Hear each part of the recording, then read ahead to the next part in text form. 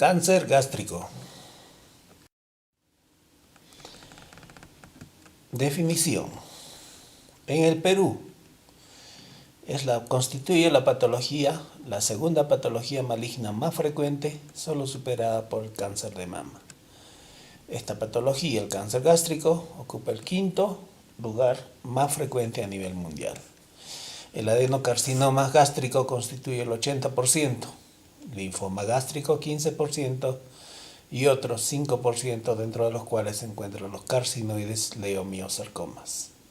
La asociación entre la infección con Helicobacter y cáncer ha sido evidenciado y hay indicios entre causa y efecto totalmente demostrados ahora. Epidemiología. Proporción: varón 2, mujer 1.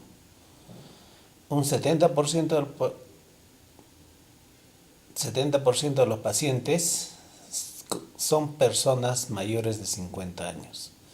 La mayor incidencia y la mortalidad en países del Oriente, ya sea Japón, China y otros como Chile e Irlanda, probablemente sean debidos a factores dietéticos. La mayor prevalencia ocurre en países en vías de desarrollo, donde el estatus socioeconómico es bajo, en las que existe además una elevada tasa de infección por el Helicobacter. Factores etiológicos. Los factores etiológicos mencionados son los siguientes: ambientales, genéticos, anemia perniciosa, pólipos gástricos, gastritis crónica atrófica, gastropatía hipertrófica, cirugía gástrica previa y Helicobacter pylori. Factores nutricionales. Alto consumo de sal. La sal aumenta la efectividad de carcinógenos conocidos como las nitrosaminas. Consumo alto de nitritos. Por acción de las bacterias, los alimentos ricos en nitratos se convierten en nitritos, nitrosaminas, nitrosamidas, que se consideran sustancias con capacidad mutagénica y carcinogénica.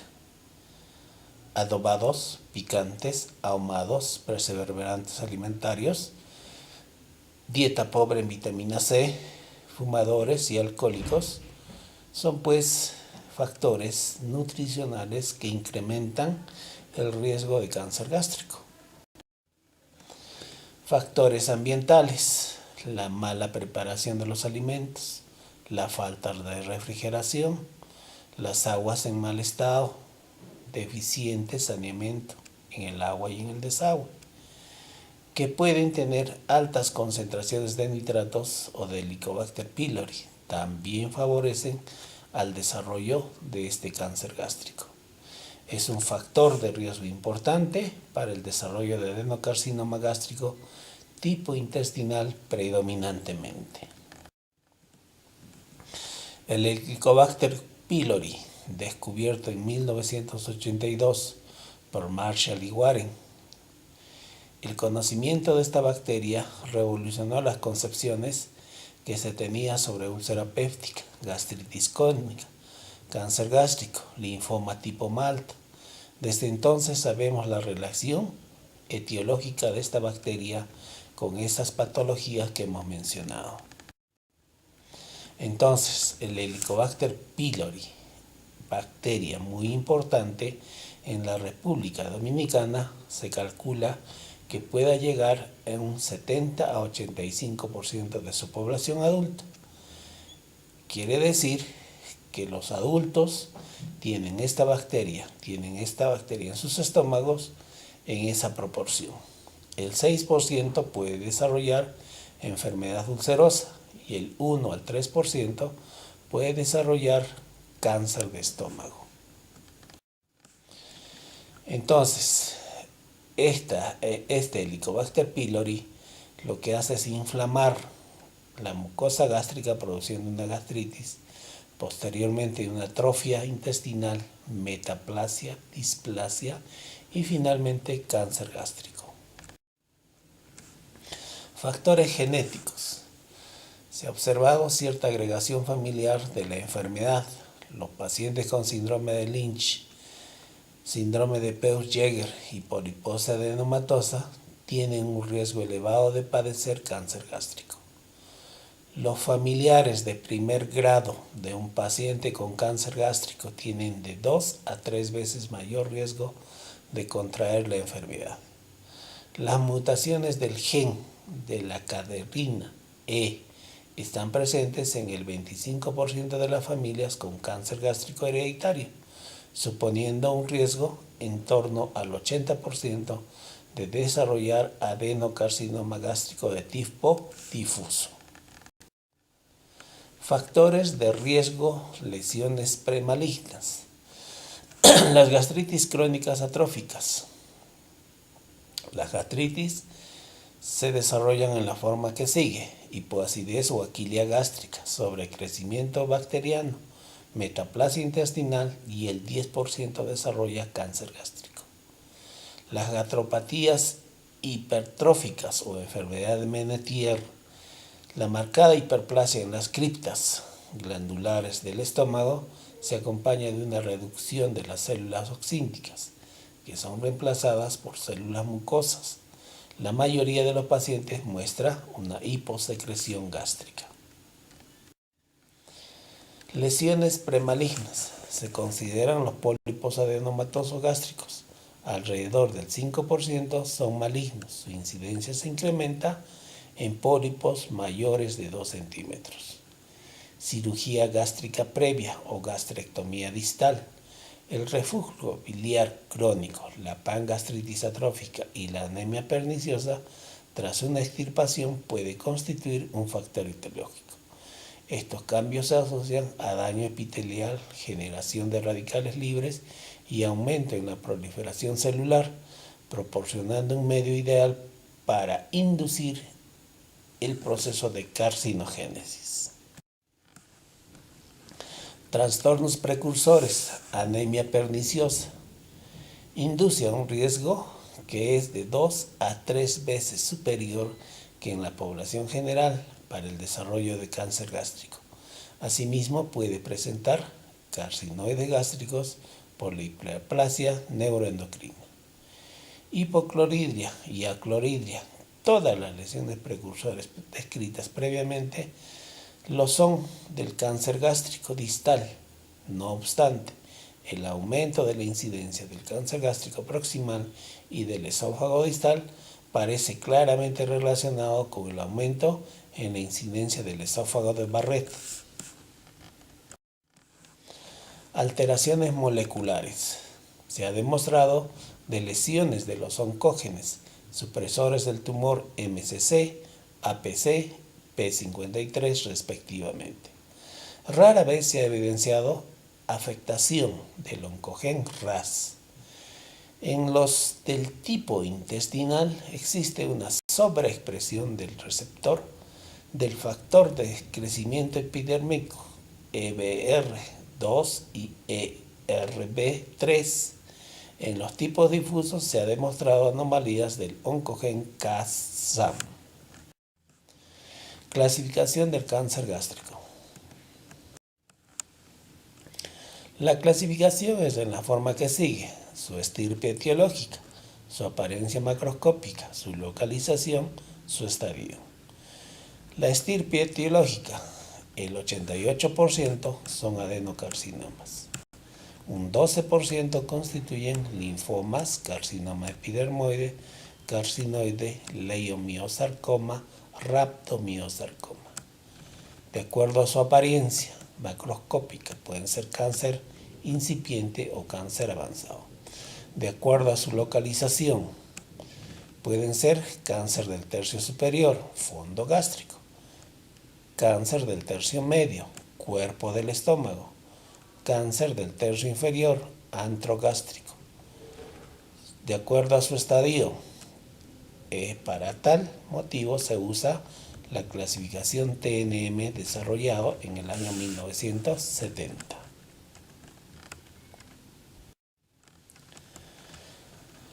El cáncer también se puede clasificar en la forma que sigue: carcinoma in situ, no traspasa la membrana basal. Cáncer gástrico precoz o early cancer. El tumor no sobrepasa la submucosa, es decir, se limita a la mucosa, la muscular de la mucosa y la submucosa. Cáncer gástrico avanzado. Avanza más allá de la submucosa, afectando la muscular propia, la serosa y o grasa perivisceral. El cáncer metastásico. Presenta invasión tumoral a distancia o carcinomatosis peritoneal. Early cancer o cáncer incipiente es aquel que infiltra únicamente a la mucosa y o submucosa, independientemente de su extensión a los ganglios y de su tamaño. Edad de presentación en la quinta y sexta década de la vida. Sexo igual en varones y en mujeres. Síntomas más frecuentes: la epigastralgia, síndrome ulceroso, presente en un 60 al 90% de casos. Náuseas y vómitos, hemorragia digestiva, disfagia. Clasificación del early cancer. Se clasifica en 3 tipos: protruido, tipo 2, superficial, que a su vez comprende elevado, plano, deprimido. Tipo 3, excavado. Se localiza en la parte distal del estómago, 50% en el antro y 45% en el resto del estómago. Vemos acá una imagen histológica del gráfico y la pieza quirúrgica del early cancer. Cáncer gástrico avanzado es la lesión que infiltra la muscular o tejidos profundos como subserosa, serosa o tejidos de órganos vecinos. De estas características depende su pronóstico de supervivencia. La localización del tumor, el 40% de los casos, se ubica a nivel de antro y curvatura menor del estómago, 25% en la pared anterior o posterior y 10% en la curvatura mayor del estómago. Clasificación de Borman. Borman 1. El Borman 1 se caracteriza por ser una lesión polipoide, vegetante, bien delimitada y constituye el 7%. Borman 2 es una lesión ulcerada de bordes elevados que constituye el 33%. Borman 3 es una lesión ulcerada, bordes elevados, infiltrante y constituye el 25% de los casos. Borman 4 es una lesión infiltrativa difusa y constituye el 26% de los casos. Los patrones de invasión de esta enfermedad son a través de una extensión directa a órganos adyacentes, por siembra peritoneal, por epíplon, peritoneo, ovarios, al cual se le conoce como el tumor de Krukenberg, o se deposita en el fondo de saco de Douglas formando el escudo de Bloomer. Puede tener una siembra hematógena a través de la circulación portal o sistémica, o siembra por vía linfática. Entonces los ganglios pueden estar localizados a nivel regional, en la curvatura mayor, curvatura menor o eje celíaco. Puede haber ganglios que se ubican a nivel supraclavicular, el que se conoce como ganglios de Birchhoff, o a nivel umbilical, los ganglios de la hermana María y José, a nivel axilar izquierdo, los ganglios de Ehrlich. Estadificación TNM. Entonces tenemos tumor primario, afección ganglionar y metástasis a distancia. T0, lesión ubicada en mucosa. T1, lesión ubicada a nivel de mucosa y submucosa. T2, lesión que traspasa la submucosa y se extiende a la muscular propia. T3, lesión que invade a serosa. T4, lesión que invade estructuras adyacentes. N0, sin metástasis a ganglios. N1, ganglios ubicados a nivel perigástrico, a 3 centímetros inmediatos al tumor, generalmente en la curvatura mayor o menor. N2, más allá de los 3 centímetros del tumor primario, generalmente a nivel de los ganglios perivasculares. N3, lesión de otros ganglios abdominales que no sean extirpables durante la cirugía, tales como los paraórticos, parahepatoduodenales, retropancreáticos y mesentéricos. La metástasis a distancia se evalúa M0 sin metástasis conocida y M1 metástasis a distancia. Cuadro clínico.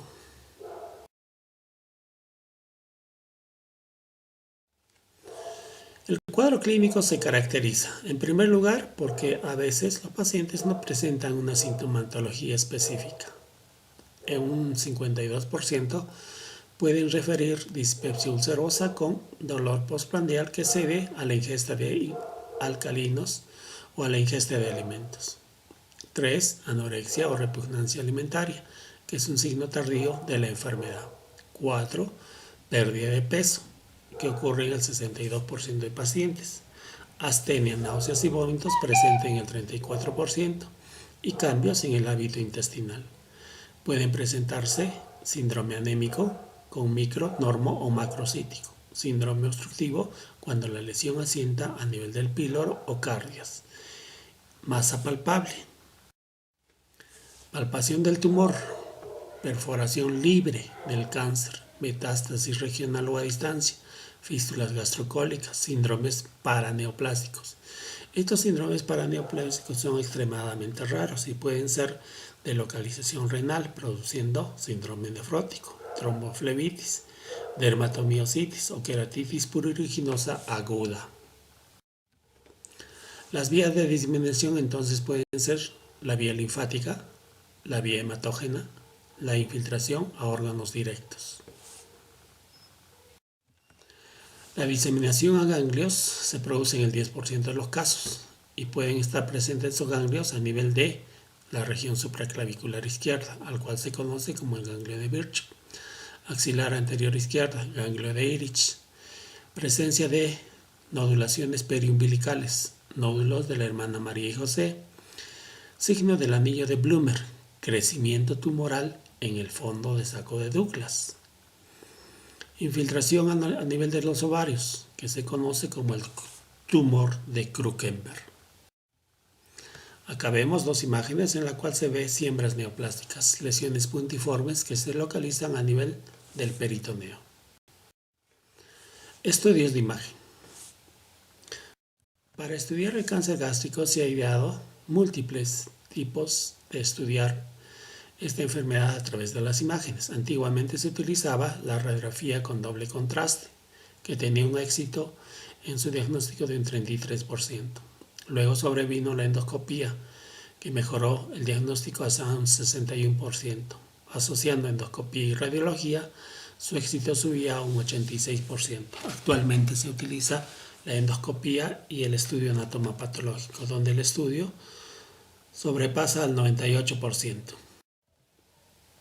Acá vemos imágenes antiguas donde se ve lesiones a nivel de la sustancia de contraste que pasa del estómago a el conducto duodenal.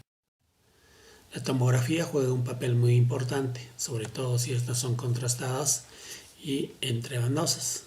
En esos casos, la sensibilidad se eleva a un 70%. Vemos imágenes en las cuales se ve una infiltración del tumor en la pared anterior del estómago, infiltraciones a nivel de metástasis a nivel hepático, presencia de líquido acítico y lesiones hepáticas o un engrosamiento de la pared anterior del estómago. El papel de la endoscopía. El papel de la endoscopía es muy importante actualmente. Lleva una exactitud diagnóstica de un 98%. Si esta se asocia a biopsia cepillada de la zona lesionada, su posibilidad diagnóstica sube hasta un 98%. Entonces es necesario que todo paciente que tenga lesiones sospechosas de cáncer sean biopsiadas. El papel de la laparoscopía se utiliza en casos especiales, en aquellos casos en los cuales se sospecha metástasis abdominales o presencia de carcinomatosis. Entonces tiene una alta especificidad para establecer los criterios de resecabilidad quirúrgica de estos pacientes. El papel de la laparoscopía es importante para observar el avance del tumor. Vemos acá dos imágenes. En el lado izquierdo vemos nosotros la recuperación del líquido ascítico y en el lado derecho vemos nosotros una siembra peritoneal en la parte donde está la flecha de la imagen. Marcadores tumorales. En estos casos, ninguno de los marcadores tumorales es 100% eficaz. Se utiliza el antígeno carcinoma embrionario porque este tiene una elevada especificidad, un 40 a un 50% de los casos. Manejo quirúrgico. Solo el 33% de las laparotomías llegan a ser curativas. Quiere decir que un tercio de estos pacientes con cáncer gástrico sometidos a un tratamiento quirúrgico tienen un éxito curativo. La resección quirúrgica es la posibilidad de prolongar la supervivencia e incluso la curación en estos pacientes. El tratamiento del cáncer gástrico por estadios es la forma como tratar estos casos. El carcinoma in situ o intramucoso pueden ser resecados a través de la cirugía endoscópica. El cáncer gástrico precoz a través de la resección gástrica, pero es necesario valorar la necesidad de ganglios centinelas.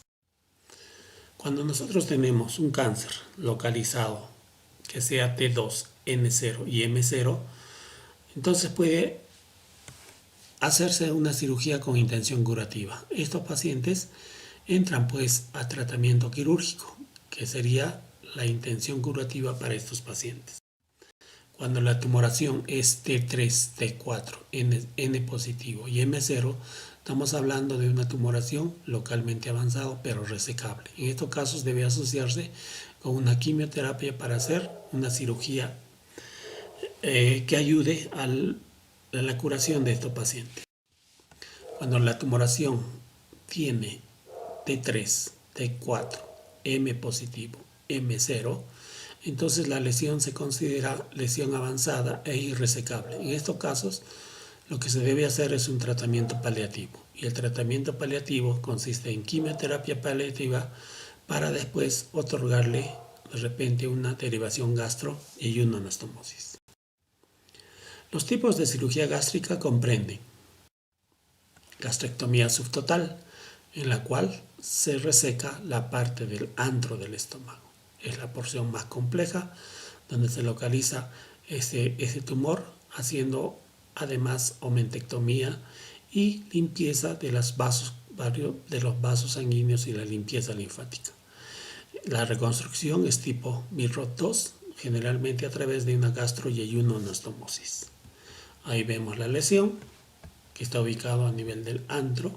Se hace la resección del tumor acompañándose de limpieza ganglionar, limpieza del omento y una reconstrucción tipo Milrod II uniendo el estómago con el yeyuno. Cuando la lesión se ubica a nivel del fondo y del cuerpo proximal, se debe hacer una gastrectomía total, acompañado de una limpieza ganglionar, omentectomía y esplenectomía. En estos casos, la reconstrucción, como vemos en la imagen, es realizando una derivación entre el esófago y el yeyuno. Quiere decir una esófago-yeyunoanastomosis en ida locus. Cirugía paliativa. La cirugía paliativa se realiza cuando se puede hacer remoción fácil de la masa tumoral.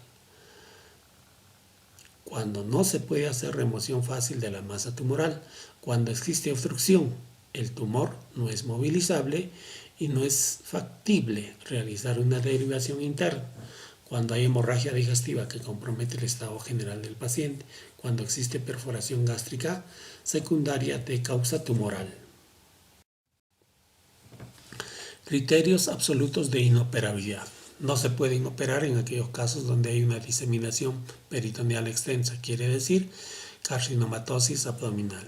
Cuando hay metástasis hepática múltiple, ascitis carcinomatosa, amplia invasión a órganos vecinos. Signos clínicos o laparoscópicos que muestra siembra peritoneal con o sin ascitis. Pacientes añosos con taras orgánicas. Alternativas que tienen estos pacientes. Quimioterapia. Tratamiento con 5-fluorouracilo, adriamicina, mitomicina.